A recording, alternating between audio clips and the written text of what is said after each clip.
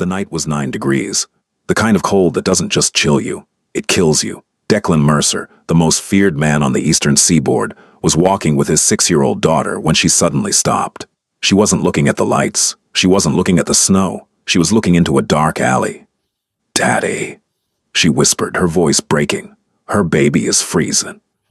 He turned, and what he saw behind that dumpster made every muscle in his body go still, because he knew that woman. She had worked in his home. She had held his daughter's hand. And 7 months ago, she vanished without a word. No one knew why, until tonight. The cold arrived like something with teeth. It was the kind of February night that didn't just chill you. It crawled inside your bones and sat there, patient and mean, like it had nowhere else to be. The temperature had dropped to 9 degrees by 7 o'clock, and by 9 it felt like the city itself was holding its breath, afraid that if it exhaled, everything would shatter. The streets of downtown were mostly empty. A few cabs slid through intersections like ghosts. The neon signs on the storefronts flickered against the black sky, casting pale halos on the frozen sidewalks. Every surface was glazed with a thin layer of ice that caught the light and turned it into something cruel, beautiful and deadly at the same time. Declan Mercer walked through this cold like a man who owned it. He was 33 years old, broad-shouldered and sharp-jawed, with dark hair cut close and eyes the color of winter itself, gray, unyielding, incapable of seeing through every lie a person could tell. He wore a black wool overcoat that cost more than most people's monthly rent, tailored to fit the kind of body that was built through discipline rather than vanity. His shoes clicked against the ice with the precision of someone who never stumbled. Everyone in this city knew his name. Declan Mercer was the head of the Mercer family, an organization that had controlled the eastern seaboard's underground economy for 3 generations. In real estate, logistics, finance, influence. The Mercers didn't deal in street-level chaos. They dealt in power, the quiet, immovable kind that made judges pause before signing warrants and made politicians return phone calls within the hour. He was feared, and he knew it. He was respected, and he'd earned it. He was ruthless when he needed to be, merciful when it served him, and silent in a way that made people more afraid than any threat ever could. But tonight, Declan wasn't a crime lord. Tonight, he was a father. His daughter, Lily, walked beside him with her small hand buried inside his enormous one. She was 6 years old, with dark curls that spilled out from under a cream-colored knit hat, and brown eyes that were too big, too observant, too alive for a child her age. She wore a burgundy coat with faux fur lining, matching gloves and boots that had been waterproofed before they left the house, because Declan Mercer might not fear anything on earth, but he feared his daughter catching cold. They'd just left Marchetti's, a private Italian restaurant on West 54th Street, where the owner kept a reserved table for Declan in a back room with no windows and 2 exits. Lily had ordered spaghetti with extra parmesan and a chocolate mousse that left a brown smudge on the tip of her nose. Declan had wiped it off with his thumb while she giggled, and for 30 seconds, the most dangerous man in the city had been nothing but soft. "Daddy, my tummy is so full I think I'm going to pop," Lily said, swinging their joined hands as they walked. "If you pop, I'll just put you back together," Declan said. "You can't put a person back together. That's not how it works." "Watch me," she laughed. That sound, high and clear and entirely untouched by the darkness that surrounded his life, was the only thing in the world that could make Declan Mercer close his eyes and breathe like a man at peace. Behind them, roughly 20 paces back, 2 men in dark overcoats followed at a practiced distance. Ronan and Ives, Declan's personal security. They were armed, alert, and invisible to anyone who didn't know what to look for.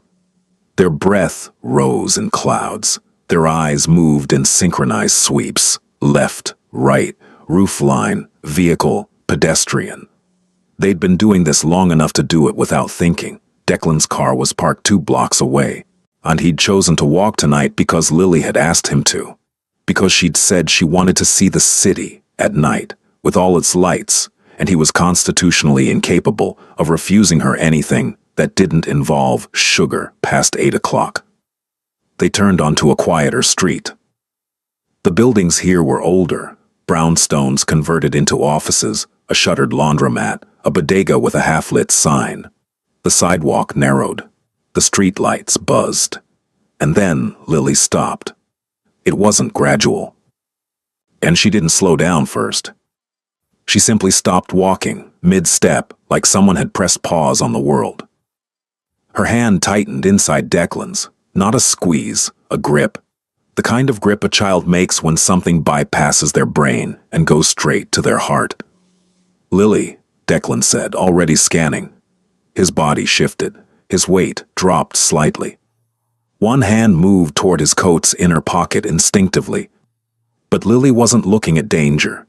She was looking into a narrow alley between two buildings, barely 6 feet wide, filled with shadow and the metal glint of a dumpster.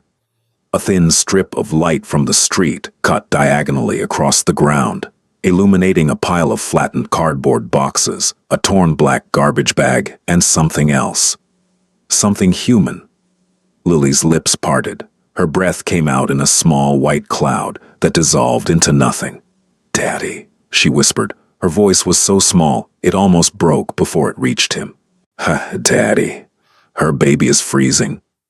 Declan followed her gaze. There, behind the dumpster, curled into a space barely wide enough for a dog, was a woman. She was sitting on the ground with her back against the brick wall, her knees drawn to her chest, her arms wrapped around something pressed tight against her body. Her head was bowed, her hair, dark blonde, tangled, unwashed, hung over her face like a curtain. One of them had snapped and been retied in. One of them had snapped and been retied in a knot that was already coming undone again.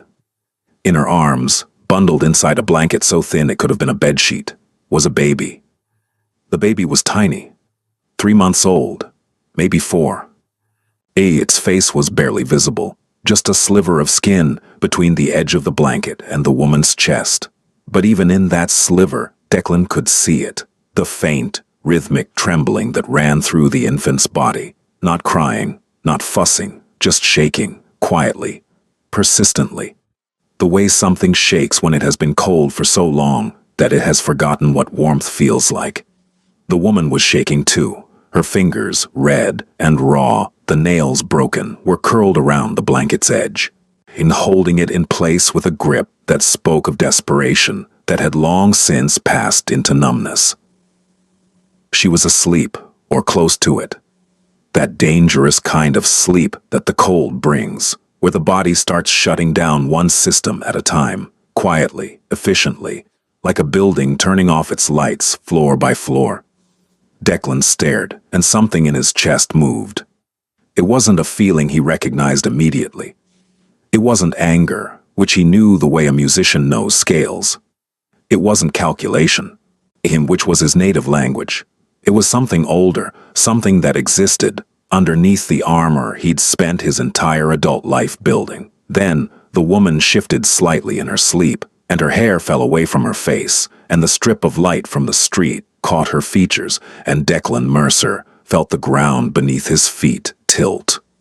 He knew that face. Her name was Briar Ashwood, and 7 months ago, she had worked in his home. To understand what Declan felt in that moment, the precise, tectonic shift that happened behind his ribs, you need to understand who Briar Ashwood had been inside the Mercer household. She'd come to work for him 11 months earlier, hired through a domestic staffing agency that catered to high-net-worth clients. The kind of agency that ran criminal background checks, credit reports, and reference verifications before they'd even schedule an interview. Briar had passed everything with flying colors. 25 years old. No criminal record. A former child care worker at a private daycare in New Jersey. Excellent references. Quiet, reliable, punctual. She'd been hired as the household assistant, a role that was equal parts housekeeper, organizer, and, unofficially, part-time nanny whenever Declan's primary child care team needed support. The Mercer estate was a sprawling property in the wealthy enclaves of Greenwich, Connecticut. 12 acres behind a stone wall with a gated entrance, staffed by a security team. A head housekeeper named Mrs. Calloway, a chef, a groundskeeper, and 3 rotating members of Declan's personal guard. It was the kind of place where people spoke in low voices and moved with purpose, a place where order was religion. Briar had fit into this world the way water fits into a glass, quietly, without disturbing anything. She arrived at 6:30 every morning and left by 6 in the evening. She cleaned with the meticulous care of someone who took pride in invisible work. She organized closets by color and season. She polished surfaces that were already clean. She never broke anything, never showed up late, and never once asked for anything beyond her paycheck. But the thing about Briar Ashwood, the thing that made her different from every other staff member who had cycled through the Mercer household, was Lily. Lily had lost her mother. Catherine Mercer, Declan's wife, had died when Lily was 2 years old. An aneurysm. Sudden. No warning.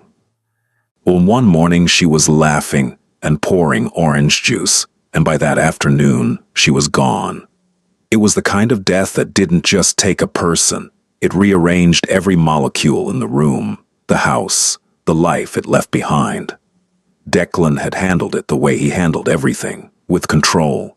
He'd planned the funeral with military precision. He'd ensured Lily's routine stayed the same. He'd hired the best child psychologist in the state.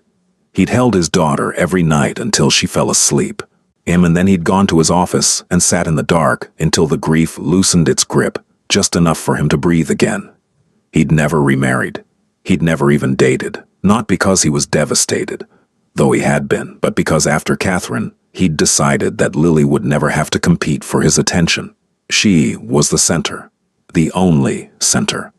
But there was a consequence to this. Despite the nannies, the tutors, the staff, and the therapist, Lily had grown up surrounded by professionals. People who were paid to care for her. People who were kind, competent, and efficient, but who clocked out at the end of their shift and went home to their own lives. Lily, even at 5, had sensed the difference between duty and love. She had become polite, but reserved. Friendly, but guarded. She didn't misbehave, but she didn't light up either, until Briar. It had started on a Tuesday afternoon in April. Declan was in his office on the 2nd floor when he heard something through the open window that he hadn't heard in months. Lily, laughing, not the polite, performative laugh she used with guests, not the quiet giggle she saved for bedtime stories. This was the real one, the belly laugh, the head-thrown-back laugh, the kind that made her eyes crinkle and her whole body shake. He'd gone to the window and looked down into the garden. Briar was on her knees in the grass. She was telling Lily some kind of story. He was a little embarrassed. She was telling Lily some kind of story. He couldn't hear the words, just the rhythm of her voice, and Lily was listening with the intense, wide-eyed focus that children reserve for the few adults they truly trust. Declan had stood at that window for 10 minutes without moving. After that, he noticed everything. And he noticed that Briar sang under her breath while she folded laundry, soft, absent-minded melodies that drifted through the hallway like smoke. He noticed that she always left a glass of milk and a cookie on the kitchen counter at 3:15 p.m., exactly when Lily came downstairs from her lessons. He noticed that she'd started reading to Lily in the afternoons, not because she'd been asked to, but because Lily had asked her. And he noticed that Lily had started drawing pictures that included a figure with yellow hair and a blue dress, Briar's uniform, standing next to a small girl with dark curls. He noticed that his daughter was happy.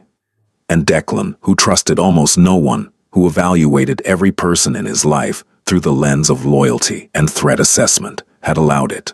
Because Briar was genuine, he could see it, not in one thing she did, but in everything. In the way she looked at Lily without performing. In the way she tidied a room without rushing. In the way she said good morning to him every day, brief, respectful, with a small nod, and never once tried to impress him, flatter him, or make herself seem more important than she was. She was, in his assessment, a fundamentally decent person, and in Declan's world, that was rarer than diamonds. Then, 4 months after she'd started, Briar left. It had happened on a Wednesday.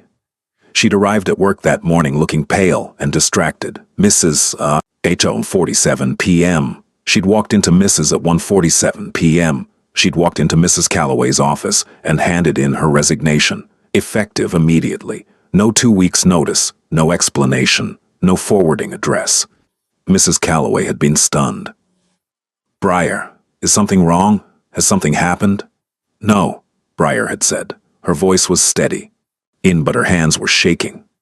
I need to go. I'm sorry. Please tell Lily I'm sorry." And she'd walked out. Declan had been in a meeting when it happened. By the time he found out, Briar was gone. Her locker was empty. Her phone number had been disconnected by the following day. The staffing agency said she'd terminated her contract and provided no reason. He'd been angry, not at the inconvenience. Staff could be replaced. He'd been angry because Lily had cried for 3 days, and she'd kept asking where Briar went. She'd kept looking for her in the garden, in the kitchen, in the hallway where Briar used to hum those quiet songs. "Where's Briar, Daddy?" Lily had asked on the first night. "Is she coming back?" "I don't know, sweetheart. Did she leave because of me?"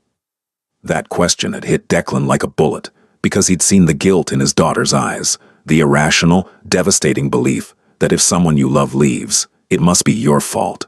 And he'd held her and told her that wasn't true, that Briar had her own life and her own reasons, that sometimes people go away and it has nothing to do with us.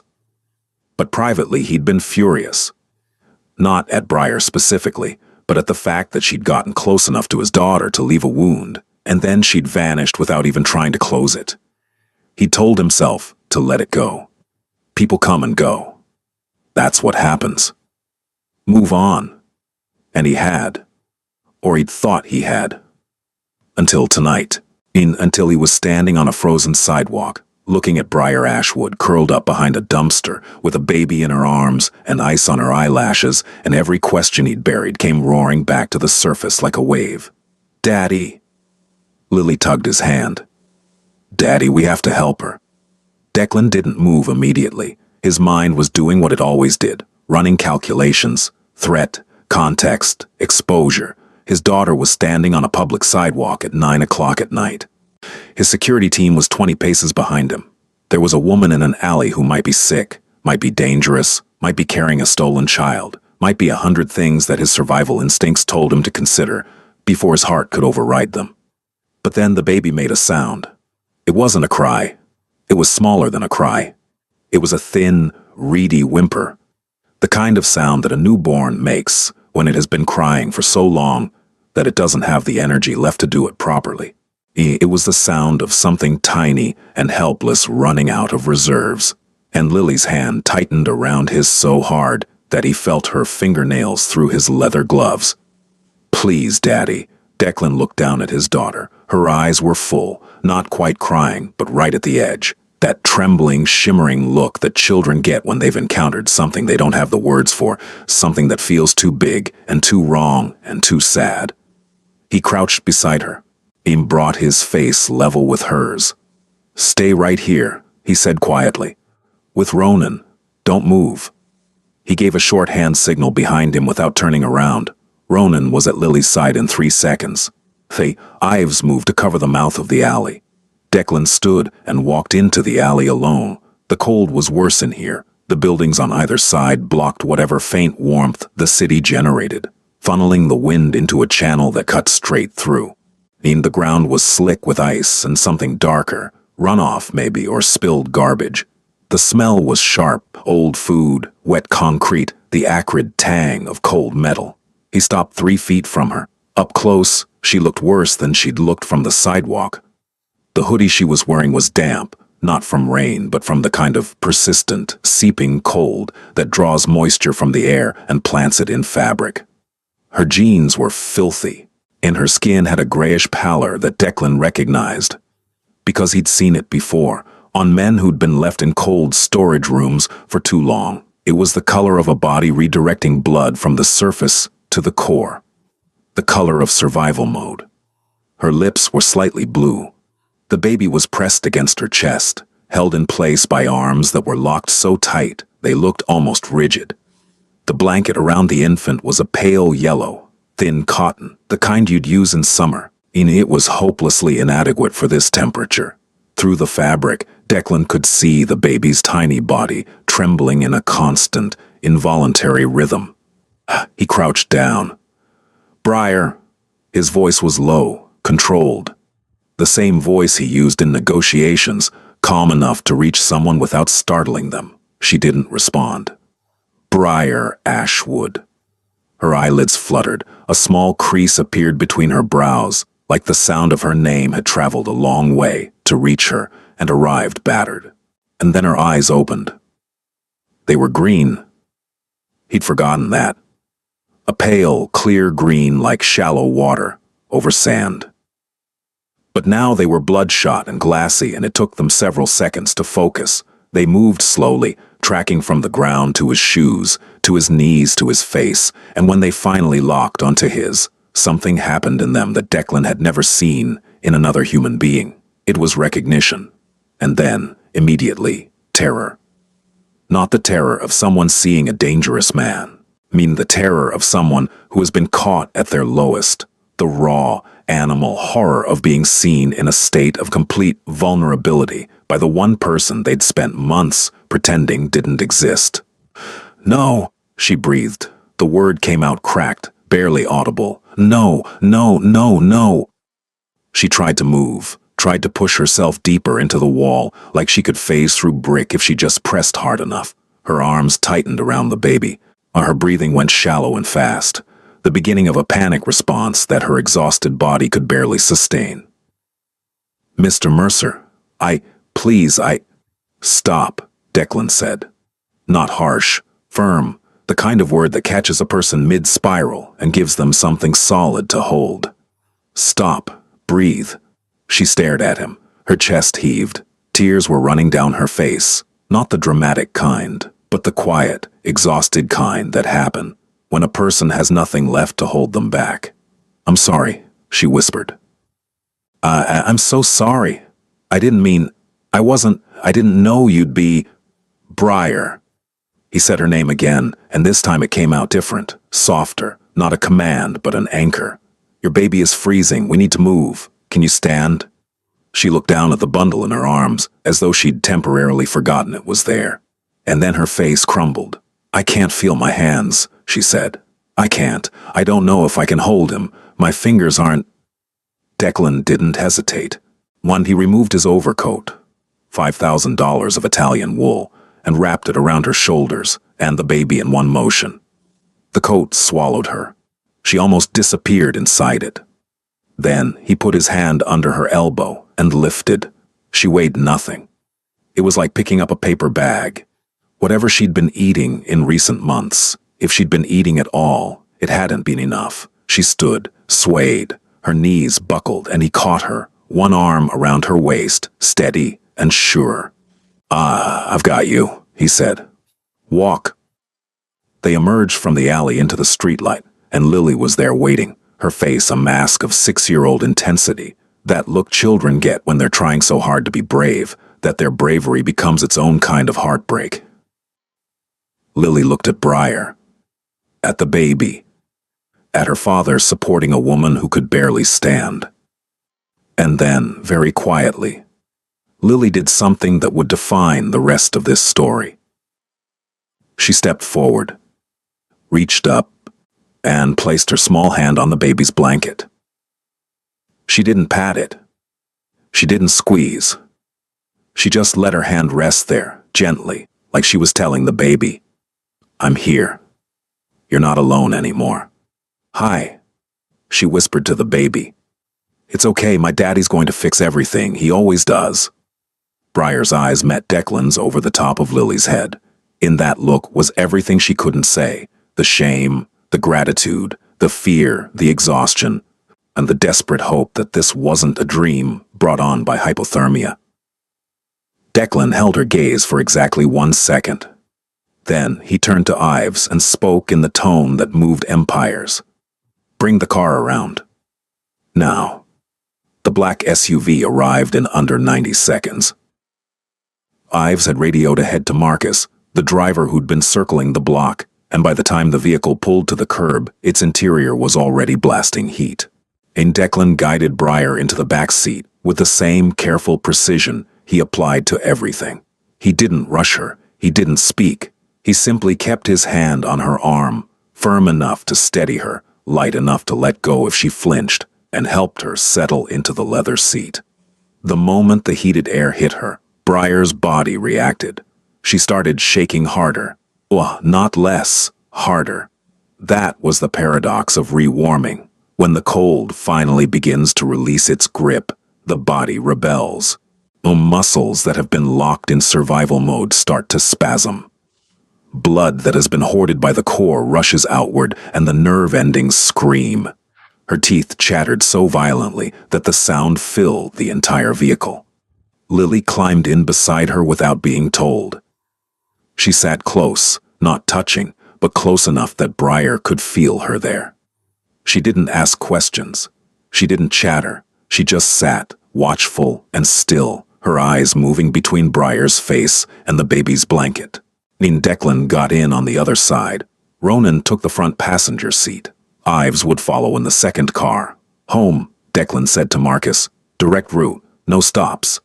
"Yes, sir." The SUV pulled away from the curb and merged into the sparse nighttime traffic, its tires crunching over ice.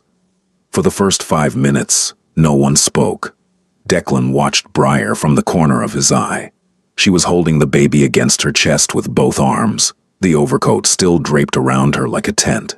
Her head was bowed. Her eyes were open but unfocused, staring at a point on the seat in front of her that held no interest. She looked like someone who had stopped trying to understand what was happening and was simply allowing it to happen. He recognized that look. He'd seen it in men who'd been beaten, not physically, though sometimes that too, but beaten by circumstances, by the relentless accumulation of days that went wrong, one after another, until the weight of them compressed the spirit into something flat and numb. He didn't like seeing it on her. It was Lily who broke the silence. "Is the baby a boy or a girl?" she asked quietly. Briar blinked. It took a moment for the question to reach her, as if sound had to travel through deep water. "A boy," she said. Her voice was hoarse, raw. "His name is Theo." "Theo?" Lily repeated, like she was tasting the word. "That's a good name. Is he cold?" Briar's voice broke, and she pressed her lips together hard, fighting for control. "He was cold. He's warming up now." "Good, because babies aren't supposed to be cold. Mrs. Halloran at school says babies need to be warm all the time, or their tiny bodies don't work right." Briar looked at Lily, really looked at her for the first time, and whatever she saw in that small, earnest face, the unapologetic kindness of a child who hadn't yet learned to ration her compassion, something in Briar's expression shifted. Declan said nothing. He kept his eyes on Declan, said nothing. He kept his eyes on the road through the window, but he heard every word, and each one landed somewhere he couldn't protect. At some point during the drive, the baby began to stir, not cry, stir, small movements, the kind of restless, instinctive shifting that infants do when their environment changes and their half-formed nervous system tries to make sense of it. A tiny hand appeared at the edge of the blanket, fingers so small they looked like they'd been drawn with a fine-point pen, and grasped at the air. Lily reached over and touched the hand with her index finger. The baby's fingers closed around it. Lily gasped, not a loud gasp, a reverent one. The kind of sound people make in churches or museums, when something strikes them as holy. "Daddy," she whispered. "He's holding my finger. He's so strong." Declan looked. He saw his daughter's finger wrapped in the grip of an infant who, 20 minutes ago, had been shaking behind a dumpster in 9-degree weather. He saw the look on Lily's face, wonder and protectiveness and love all at once, in proportions that only a child can produce. And he saw Briar watching them both with an expression that was so full of pain and gratitude that it was impossible to tell where one ended and the other began. He turned back to the window, but his jaw was tight. and his hands, resting on his knees, had curled into fists. Because Declan Mercer was beginning to understand something. Whatever had happened to Briar Ashwood, whatever had driven her from his home and landed her in that alley, it wasn't a story about bad luck. It wasn't a story about poor choices. It was a story about something that had been done to her. And Declan Mercer had very specific feelings about people who did things to people who couldn't defend themselves. The Mercer estate materialized through the fog like a fortress emerging from a dream. The stone walls, the iron gate, the long, curved driveway lined with bare maple trees whose branches looked like black veins against the sky. In every window in the main house was lit. Declan had called ahead, and the warm glow spilling across the frozen lawn looked like the promise of safety made visible. The car stopped under the portico. Marcus opened Briar's door, and the wave of heated air from the house reached her before she even stepped out. She stood on the flagstone and looked up at the building. This massive, elegant, intimidating structure, and the expression on her face was one of someone who has been drowning and suddenly feels sand beneath their feet. She didn't trust it. You could see it in her eyes, the way drowning people don't trust solid ground at first, because the water has taught them that nothing is stable. Mrs. Calloway was waiting at the front door. She was 62 years old, built like a cathedral pillar. And she'd run the Mercer household for 15 years with the precision of a Swiss watch and the empathy of a good grandmother. She took one look at Briar and the baby, and her face underwent a transformation that Declan had only seen a handful of times, a softening so complete that it erased every line of authority and replaced it with pure maternal instinct. "Oh, child," Mrs. Calloway said. It was all she said. "Handle something fragile," and guided her handle something fragile, and guided her inside. The next hour was organized chaos. Mrs. Calloway had, in the 20 minutes between Declan's call and his arrival, mobilized the household with the efficiency of a field commander. The guest suite on the second floor, the one with the bay window and the bathroom with the heated floors, had been prepared. Clean sheets, fresh towels. The thermostat set to 74 degrees. A space heater placed in the corner, angled toward the bed. She'd also contacted Dr. Nuri Amara, the Mercer family's private physician, who arrived within 40 minutes. Dr. Amara was calm, efficient, and utterly unflappable. A woman who had treated gunshot wounds in the same tone of voice she used to discuss cholesterol levels. She examined the baby first. Theo was underweight, mildly dehydrated, and showing early signs of hypothermia, core temperature 2 degrees below normal, but responsive. His reflexes were intact. His lungs were clear. He was, against all odds, essentially healthy. "He's resilient," Dr. Amara said, swaddling him in a warm blanket with practiced hands. But another hour in that cold, and we'd be having a very different conversation. That sentence hit the room like a stone dropped in still water. Briar, sitting on the edge of the bed where Mrs. Calloway had placed her. I pressed them together as if in prayer. Doctor pressed them together as if in prayer. Doctor pressed them together as if in prayer. Doctor pressed them together as if in prayer. Doctor pressed them together as if in prayer. Doctor pressed them together as if in prayer. Doctor pressed them together as if in prayer. Doctor pressed them together as if in prayer. Doctor pressed them together as if in prayer. Doctor pressed them together as if in prayer. Doctor pressed them together as if in prayer. Doctor pressed them together as if in prayer. Doctor pressed them together as if in prayer. Doctor pressed them together as if in prayer. Doctor pressed them together as if in prayer. Doctor pressed them together as if in prayer. Doctor pressed them together as if in prayer. Doctor pressed them together as if in prayer. Doctor pressed them together as if in prayer. Doctor pressed them together as if in prayer. Doctor pressed them together as if in prayer. Doctor pressed them together as if in prayer. Doctor pressed them together as if in prayer. Doctor pressed them together as if in prayer. Doctor pressed them together as if in prayer. Doctor pressed them together as if in prayer. Doctor pressed them together as if in prayer. Doctor pressed them together as if in prayer. Doctor pressed them together as if in prayer. Doctor pressed them together as if in prayer. Doctor pressed them together as if in prayer. Doctor pressed them together as if in prayer. Doctor pressed them together as if in prayer. Doctor pressed them together as if in prayer. Doctor pressed them together as if in prayer. Doctor pressed them together as if in prayer. Doctor pressed them together as if in prayer. Doctor pressed them together as if in prayer. Doctor pressed them together as if in prayer. Doctor pressed them together as if in prayer. Doctor pressed them together as if in prayer. Doctor pressed them together as if in prayer. Doctor pressed them together as if in prayer. Doctor pressed them together as if in prayer. Doctor pressed them together as if in prayer. Doctor pressed them together as if in prayer. Doctor pressed them together as if in prayer. Doctor pressed them together as if in prayer. Doctor pressed them together as if in prayer. Doctor pressed them together as if in prayer. Doctor pressed them together as if in prayer. Doctor pressed them together as if in prayer. Doctor pressed them together as if in prayer. Doctor pressed them together as if in prayer. Doctor pressed them together as if in prayer. Doctor pressed them together as if in prayer. Doctor pressed them together as if in prayer. Doctor pressed them together as if in prayer. Doctor pressed them together as if in prayer. Doctor pressed them together as if in prayer. Doctor pressed them together as if in prayer. Doctor pressed them together as if in prayer. Doctor pressed them together as if in prayer. Doctor pressed them together as if in prayer. Doctor pressed them together as if in prayer. Doctor pressed them together as if in prayer. Dr. Amara examined Briar next. She was underweight, significantly. Her blood pressure was low. She had mild frostbite on 3 fingers and both earlobes.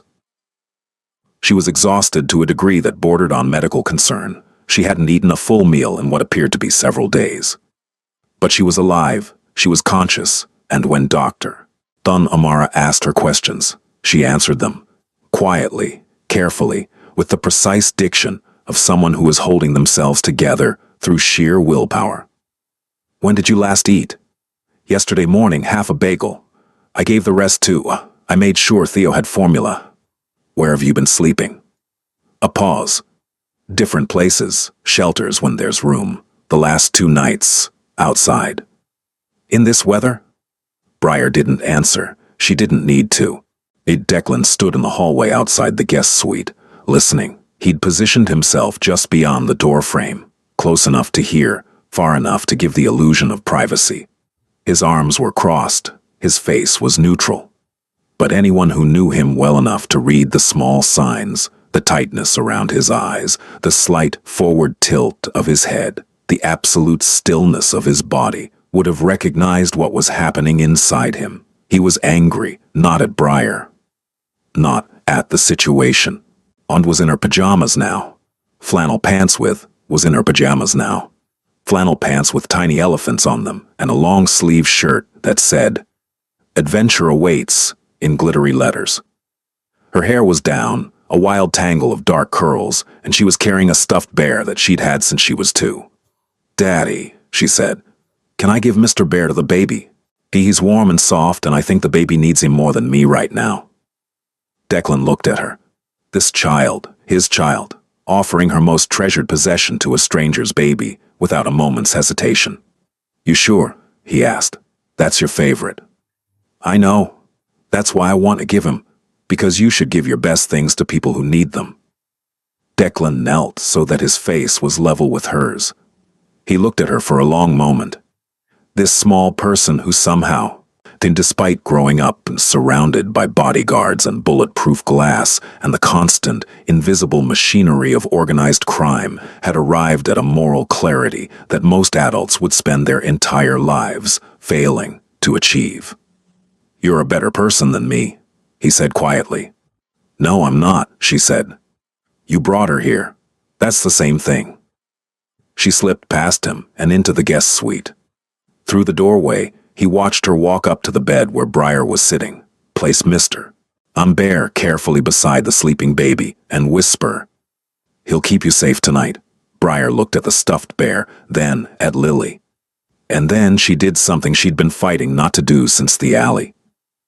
She broke, not dramatically, not loudly. She simply lowered her head and let the tears fall, heavy, silent. It's uncontrollable.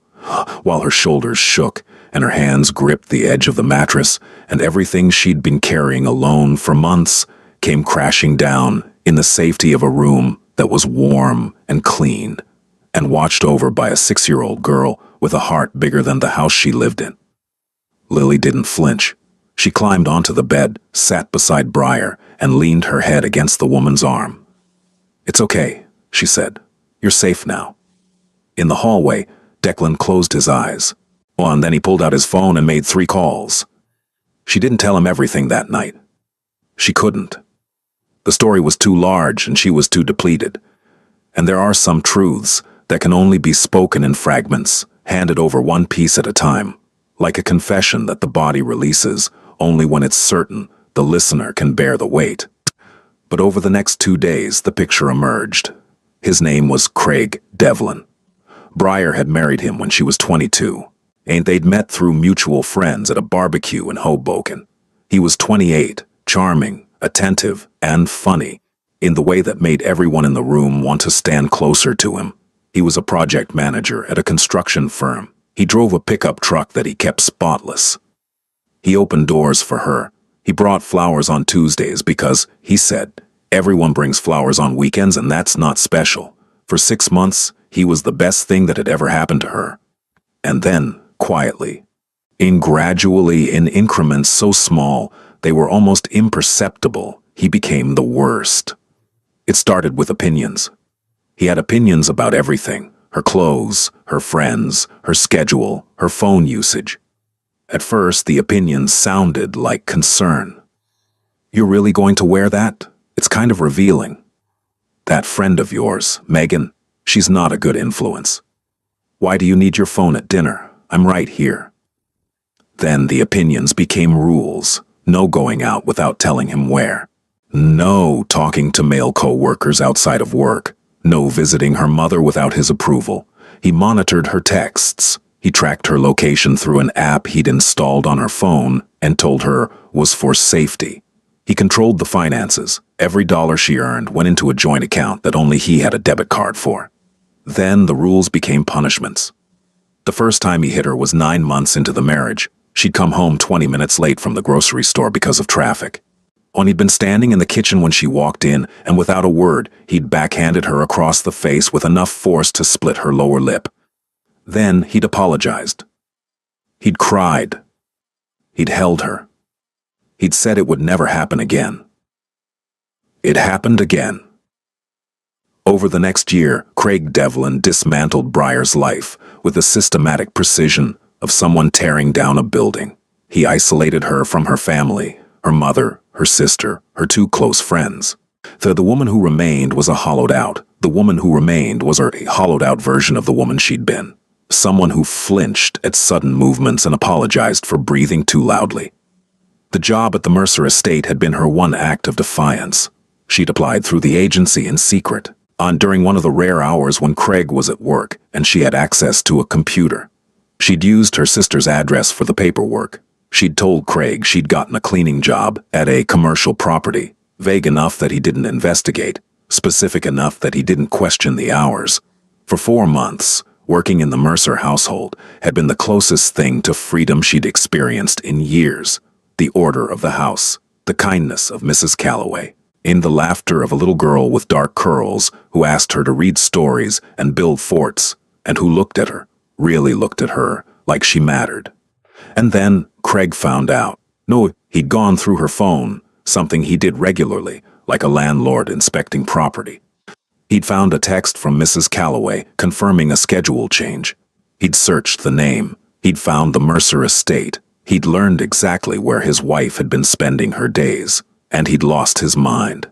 Not because she was working, because she'd done it without his permission, because she'd operated outside his knowledge, because for 4 months she'd had a life that he didn't control. And the idea of that, the idea that some part of her existed beyond his reach, was intolerable. The beating that followed was the worst she'd ever received. She'd ended up in the emergency room with a fractured rib, a concussion, and bruising so extensive that the doctor who treated her had called social services. But Craig had been there, sitting in the waiting room with tears in his eyes and a story about a fall down the stairs, and Briar, in the grip of a terror so deep it had become her normal, had confirmed his version. She'd quit the Mercer job the next day. Not because she wanted to, because Craig had told her, calmly, while she lay in bed with her rib wrapped, that if she ever went back to that house, he would find the little girl she'd been spending time with and teach Briar what real consequences looked like. He'd threatened Lily. And that was the moment Briar had understood, with the crystalline clarity that only mortal fear can produce, that she had to go. Not someday. Not when she was ready. Now. Before he carried out a threat that she knew in her bones, he was capable of following through on. She'd walked into Mrs. Calloway's office. She'd resigned. And she'd left without saying goodbye to Lily. Because if she'd seen that little girl's face, she wouldn't have been able to leave, and leaving was the only way to keep her safe. She'd gone home. She'd endured. She'd survived another 3 months of Craig's escalating violence while plotting, in the margins of her diminished existence, a way out. And then she'd discovered she was pregnant. The pregnancy didn't slow Craig down. It accelerated him. And he saw the baby not as a life, but as leverage, another chain, another lock, another reason she could never leave. He told her that if she tried to run, he'd take the child. He told her no court would side with her because she had no money, no job, no family, and a psychiatric history that he'd fabricated by calling her doctor and reporting symptoms she'd never had. He hit her twice during the pregnancy. Once in the stomach. Thea was born in October at a hospital in Hoboken. In crying, he shoved Briar into a wall, hard crying. He shoved Briar into a wall hard enough to leave an indentation in the drywall. That was the night she ran. She waited until 2 a.m. She packed a diaper bag with formula, diapers, 3 onesies, and a thin blanket. She took $47 from the kitchen drawer, all the cash in the house. She left her phone because he tracked it. And she left her ID because he kept it in his safe. She left everything except the baby and the bag, and she walked out the back door into the November night, and she didn't stop walking until she reached the bus station. For 3 months, she'd lived in the margins. Shelters when they had space. Doorways when they didn't. She'd applied for assistance, but without an ID, without a fixed address, the system moved at a pace that assumed you had time. And Briar didn't have time. And she had a baby who needed formula and warmth, and a mother who wasn't shaking. She'd ended up in that alley on the coldest night of the year, not because she'd given up, but because every door she'd tried had been locked. When Declan heard this, not all at once, but in fragments over 2 days, pieced together from Briar's halting, in shame-filled confession, and from the background check his people had already begun running, he sat in his office on the 2nd floor and stared at the wall for a very long time. Then he picked up the phone. "Get me everything on Craig Devlin," he said to the man on the other end. "Employment, financials, criminal record, associations, every parking ticket, every late payment, every lie he's ever told. I want to know what he eats for breakfast and what side of the bed he sleeps on. And I want it by tomorrow morning." A pause on the other end. "And Declan?" He threatened a child. "My child, make sure that's in the file." He hung up. He looked at the wall, and for the first time in years, the cold calculation that usually governed his decisions was being edged aside by something hotter, something older, something that lived in the part of him that had held a newborn Lily in the hospital and sworn, silently, ferociously, and that no one would ever hurt the people under his protection. The circle of protection had just expanded. The first morning at the Mercer estate, Briar woke up confused. The bed was too soft, the room was too warm. The light coming through the bay window was too gentle, filtered through sheer curtains that turned the winter sun into something golden and benign. For a disoriented moment, she thought she was dreaming. Then Theo made a small sound beside her, and reality rushed back in a wave that left her gasping. She was in Declan Mercer's home, in a guest room, with clean sheets and a space heater, and a stuffed bear named Mr. Bear sleeping next to her baby. She sat up, looked around. The room was bigger than the apartment she'd shared with Craig. There was a dresser with a vase of dried lavender, a bookshelf with novels and children's picture books, an ensuite bathroom visible through a half-open door, tiled in cream and gray.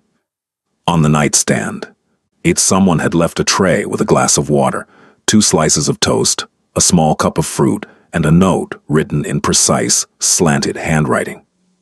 "Breakfast. Eat all of it. Dr. Amara will return at 10. Mrs. C." Briar stared at the note for a long time. Then she ate the toast, every crumb, and drank the water in one long, unbroken swallow. The shame hit her in waves throughout that first day. It wasn't rational. She knew that on some intellectual level. She hadn't chosen her circumstances, and she'd fled violence. She'd protected her child. By any reasonable measure, she was the victim in this story, and the shame belonged to someone else entirely. But shame doesn't follow logic. It follows proximity. And Briar was standing inside the home of the most powerful man she'd ever met, wearing clothes that weren't hers, eating food she hadn't paid for, and accepting charity from a person she'd walked out on without explanation, and every molecule of her being was screaming that she didn't deserve it. She avoided the main areas of the house. She stayed in the guest suite with Theo, venturing out only when Mrs. Calloway personally came to escort her to meals. She ate quickly, kept her eyes down, and spoke only when spoken to. She washed her own dishes. She made the bed with hospital corners. She folded the towels precisely, and as though proving through domestic competence that she wasn't a burden. She kept waiting for the catch, for the moment when someone would tell her it was time to go, for the bill, for the condition, because in Briar's experience, kindness always came with a price tag. Craig had been kind too in the beginning. He'd been generous and attentive and warm, and every act of kindness had been a brick in the wall he was building around her. She'd learned through pain, to distrust generosity the way most people distrust darkness. So when Declan appeared in the doorway of the guest suite on the second evening and said, "We need to talk," Briar's first instinct was to reach for Theo and calculate the distance to the nearest exit. He sat in the chair by the window. She sat on the edge of the bed. The distance between them was 10 feet, but it felt like a canyon. The gap between his world and hers, his power and her powerlessness, his composure and her terror. And I'm not going to ask you to explain yourself," Declan said. "You don't owe me an explanation. You don't owe me anything." Briar blinked. That wasn't what she'd been expecting. "But I need to ask you one question, and I need you to answer it honestly. Can you do that?" She nodded. "Does your husband know where you are?" "No." The word came out instantly. "No. He doesn't know I'm in the state. I left. I didn't bring my phone. I changed my appearance. I've been careful. But he's looking for you?" It wasn't a question. She answered it anyway. "Yes." Her voice was barely audible. "He won't stop." "Why not?" "Because it's not about me. It's about Theo. Craig." She paused, swallowed. "Craig doesn't want a son. He wants a possession, something else to control, something else to own." Declan was quiet for a moment. The light from the window cast his face half in shadow, and in that shadow his eyes were the color of storm clouds. He threatened my daughter."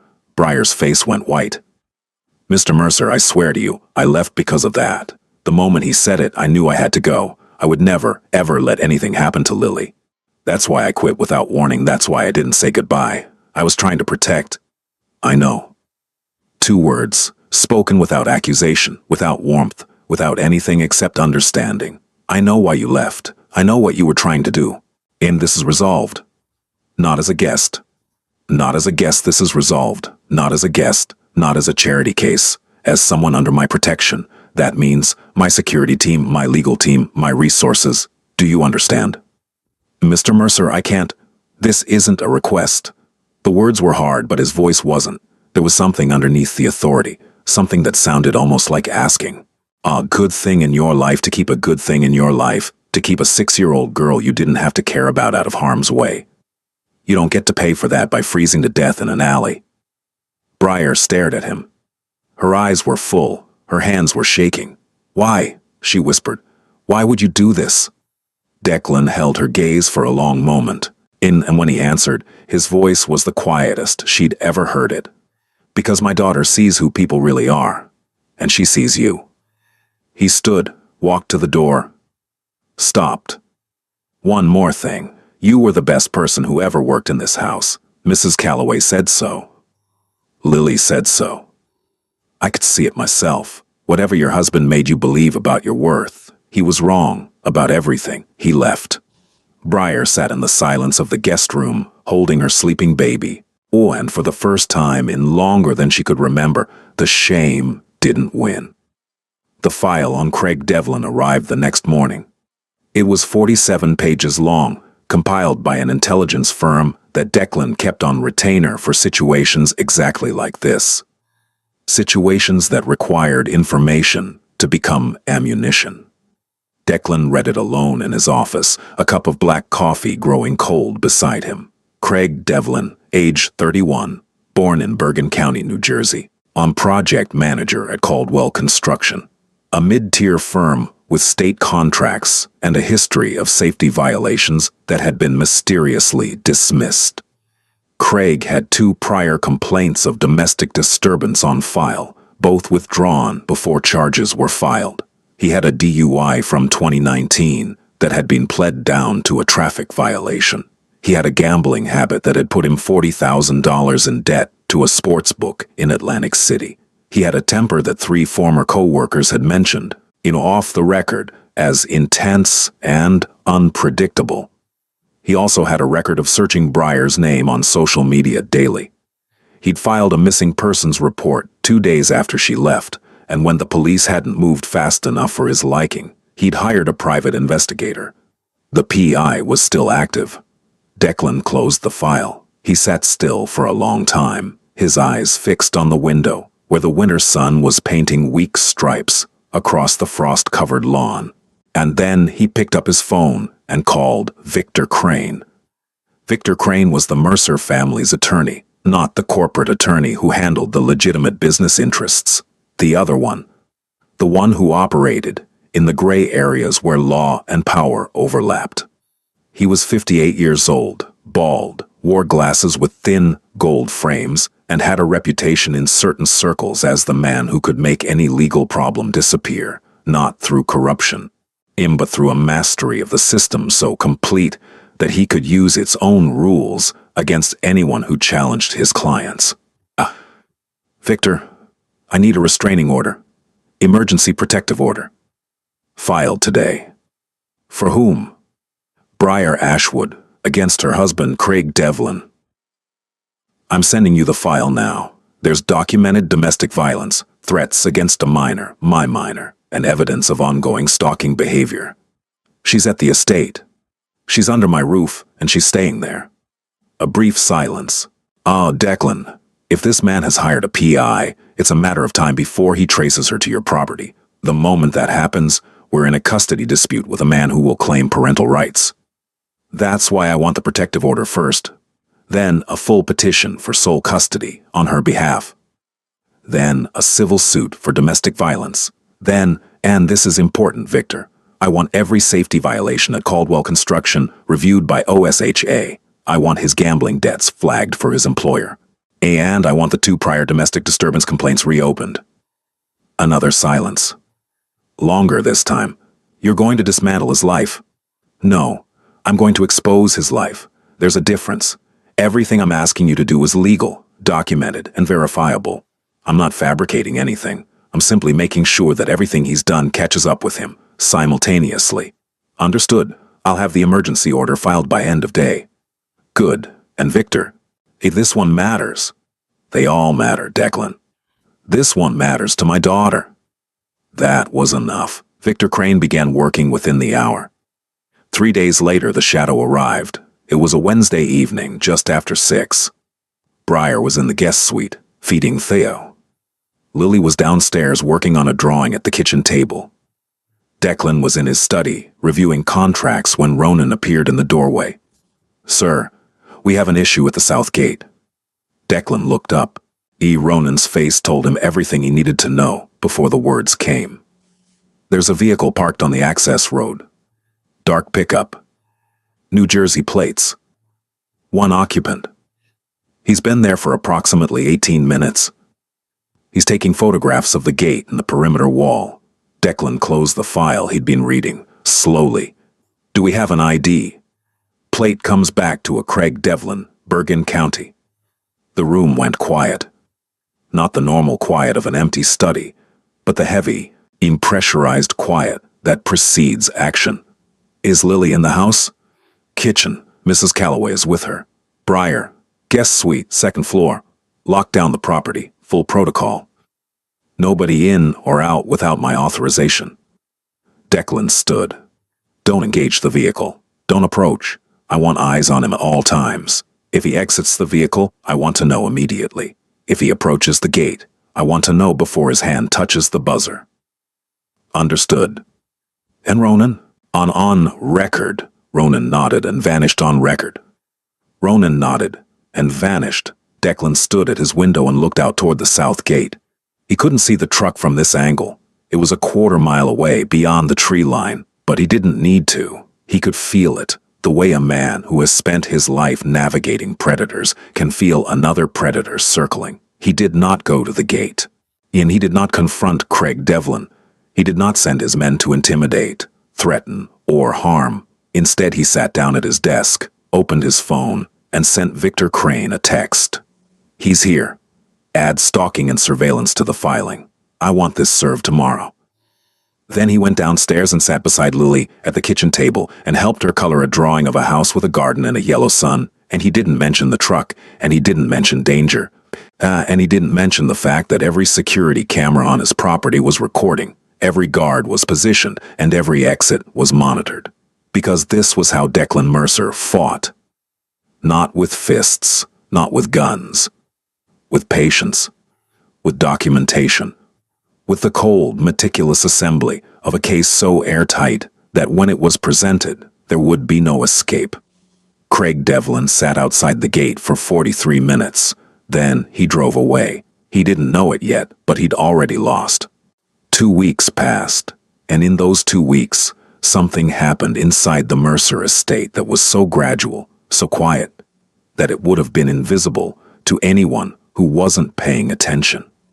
Briar began to thaw, not all at once, not dramatically, in the same way ice melts in late February, unevenly, reluctantly, with frequent reversals, but moving in one direction nonetheless. The first sign was her posture. During the first few days, she'd moved through the house like a shadow, and shoulders hunched, making herself as small as possible, taking up as little space as she could manage.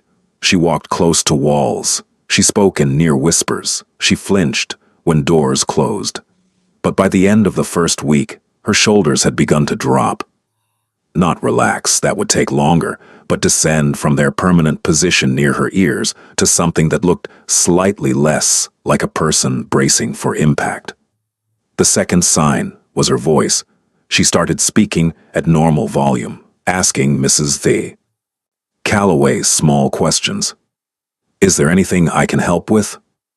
Where should I put Theo's bottles to dry? Can I use the washing machine? The questions were practical, domestic, unremarkable, but each one represented a tiny act of presence. A claim, however small, to space. The third sign was Lily. Lily had appointed herself Theo's unofficial guardian, caretaker, and entertainment committee. Every morning she arrived at the guest suite with the solemnity of a nurse beginning rounds. And she checked on Theo. She reported her findings to anyone who would listen. He smiled today. I think he's trying to grab things. She sat beside him on the bed and read to. She sat beside him on the bed and read to him in the same careful, expressive voice that Briar had once used to read to her. Briar watched this with an expression that shifted between gratitude and grief. In gratitude because Lily's kindness was so genuine it was impossible not to be moved by it. Grief because it reminded her of what she'd lost, those months of reading stories and building forts, the simple privilege of being part of a child's world. But over the days, the grief receded, and what remained was something warmer. Briar began to participate. She sat with Lily during reading time. She showed her how to support Theo's head. And she let Lily help with feedings, holding the bottle with focused concentration, whispering encouragements to a baby who had no idea what she was saying, but seemed to respond to the sound of her voice nonetheless. Briar? Lily asked one afternoon. Yes, sweetheart. Why did you leave before? The question hung in the air like a held breath. Briar looked at Lily, at those brown eyes that saw everything and forgave everything and felt the shame rise again. But this time she didn't let it win. Oni, I left to keep you safe, she said. Someone was being very mean to me, and I was afraid that if I stayed, they might be mean to you too. So I left, even though it broke my heart. Did it really break your heart? Completely. Lily thought about this for a moment. Then she said, with the devastating simplicity of a child, "Well, you're back now, so your heart can start fixing." Briar smiled. It was the first real smile she'd produced in months. It was small, fragile, and unsteady, but it was real. And it transformed her face in a way that made her look, for just a moment, like the woman she'd been before Craig Devlin had methodically erased her. There was a moment, during the second week, that no one witnessed, except Declan. It was late evening. The house was quiet. He'd been on his way to his office when he passed the open door of the guest suite and heard a sound that stopped him. Humming. Briar was sitting in the rocking chair by the window, Theo cradled in her arms, and she was humming. Softly, barely audibly, a melody he didn't recognize. Something slow and gentle. The kind of song that's been passed down through so many generations that no one remembers who wrote it. The baby was asleep, actually asleep. Not the fitful, trembling sleep of the alley, but the deep, boneless, total sleep of an infant who is warm, fed, and held by someone who loves him. His face was smooth. His breathing was even. Declan stood in the hallway and watched. Declan stood in the hallway and watched this scene, this unremarkable, extraordinary scene of a mother rocking her child to sleep in a warm room, and something in his chest that had been coiled tight for days finally released. He didn't enter the room. He didn't say anything. He just watched for a moment, then moved on down the hallway, in his footsteps silent on the hardwood. But he carried that image with him for a long time afterward. The baby who stopped shaking. The mother who started humming. The quiet, radical miracle of safety. The legal machinery Declan had set in motion arrived at Craig Devlin's door on a Tuesday morning at 7:15 a.m., just as he was leaving for work. The emergency protective order was served first. It barred him from coming within 500 feet of Briar, Theo, or any of their known locations. It referenced documented domestic violence, threats against a minor, and recent surveillance activity at a private residence. 2 hours later, a family court petition for sole custody was filed on Briar's behalf. It was accompanied by medical records, the hospital report from her fractured rib, the 2 prior domestic disturbance complaints, which had been reopened with the cooperation of the Bergen County Prosecutor's Office, and a sworn affidavit from Dr. Amara detailing the condition in which Briar and Theo had been found. That afternoon, OSHA announced an investigation into Caldwell Construction's safety compliance record, but 3 current employees had come forward with complaints. Craig's supervisor received a call from HR about performance concerns. By the end of the week, Craig Devlin was facing a restraining order, a custody challenge, a criminal investigation, a potential job loss, and a gambling debt that his bookmaker, having heard through the grapevine that Craig was in legal trouble, had suddenly decided to call in. He didn't know who was behind it. He suspected, but he couldn't prove it because every action taken against him was legal, proper, and entirely above board.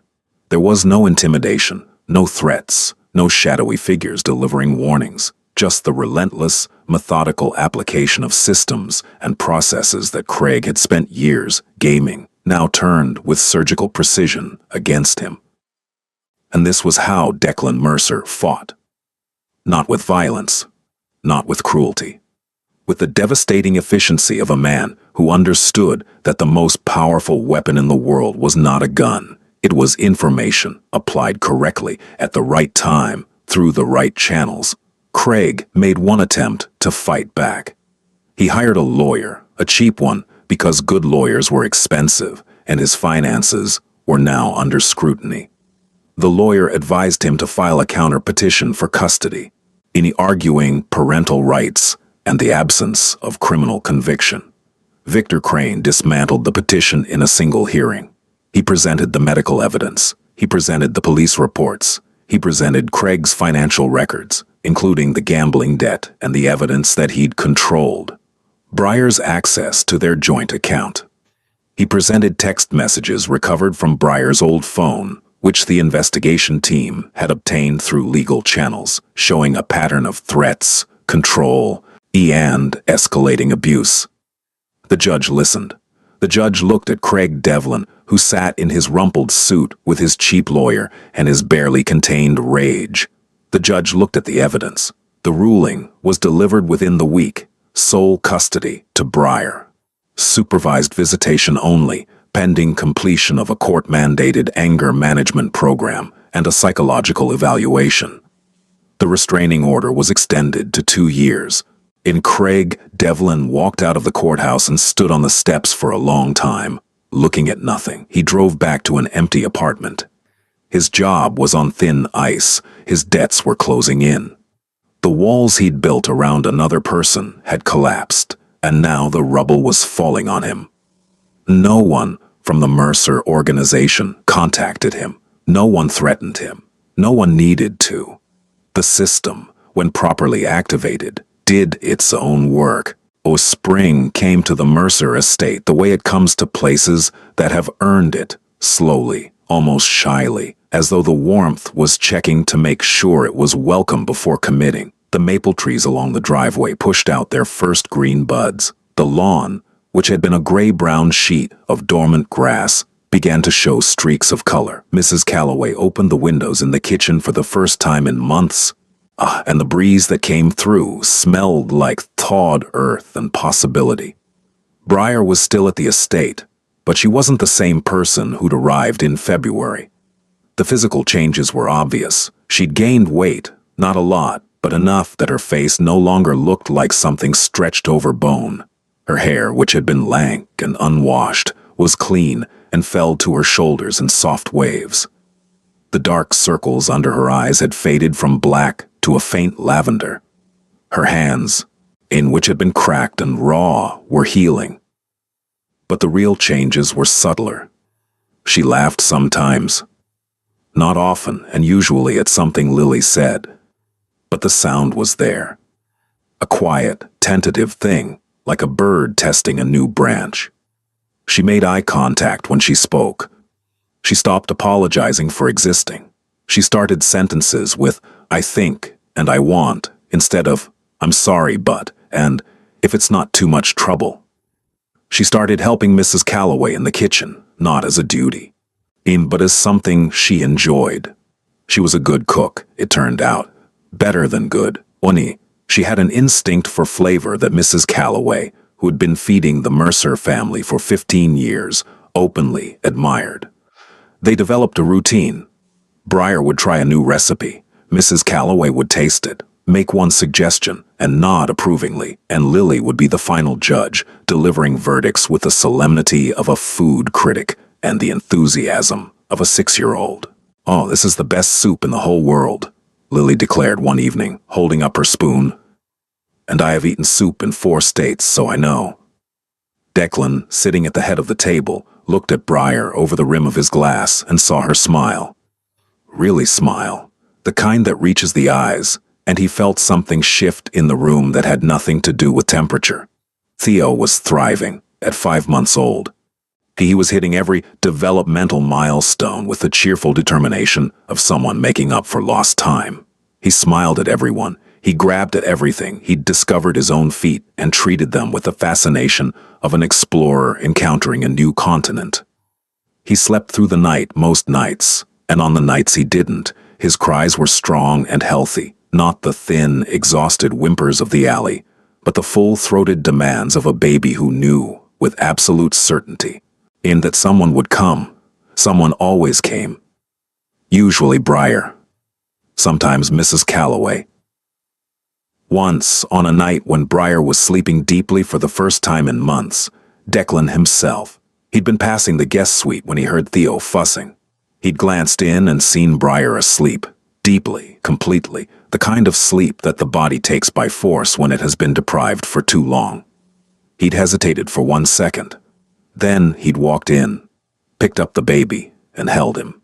Theo had looked up at him with those wide, unfocused infant eyes, and Declan had looked down at this tiny person who weighed less than a bag of flour and who, through no fault of his own, had been born into chaos and cold and fear. "Hey kid," Declan had said quietly. "You're going to be fine, I promise." Theo had blinked. Then he'd grabbed Declan's thumb with both hands, and his face had crumpled into the concentrated, red-faced expression that precedes a burp. And he'd burped with a force that seemed impossible for someone his size, and then he'd fallen asleep. Declan had stood there for 10 minutes, holding a sleeping baby in the dark, and had thought about power, about what it meant, about what it was for, about who it should protect. 6 months later. The apartment was in a brownstone in Stamford, Connecticut. A one-bedroom with hardwood floors, tall windows, and a small kitchen that Briar had already filled with herbs and spices. For one, Victor Crane's office had connected her with a nonprofit that specialized in placing survivors of domestic violence in stable employment. She'd started as an administrative assistant at a small family services organization, and within 3 months, she'd been promoted to intake coordinator. Because it turned out that Briar Ashwood, the woman who'd been told by her husband that she was nothing, had a natural gift for listening to people in crisis and making them feel seen. She was good at her job. She was good at it because she understood, in a way that no textbook could teach, what it felt like to be afraid, to be trapped, to sit across from someone and wonder if they were going to help you or hurt you. Theo was 9 months old now. He was enormous, in the 90th percentile for weight, which Dr. Amara attributed to excellent nutrition and possibly genetics, and definitely the fact that Mrs. Calloway had spent 3 months sneaking him extra portions of mashed sweet potato when no one was looking. He had 4 teeth, a vocabulary consisting primarily of bye and and an unshakable obsession with a stuffed bear named Mr. Bear that he would not sleep without.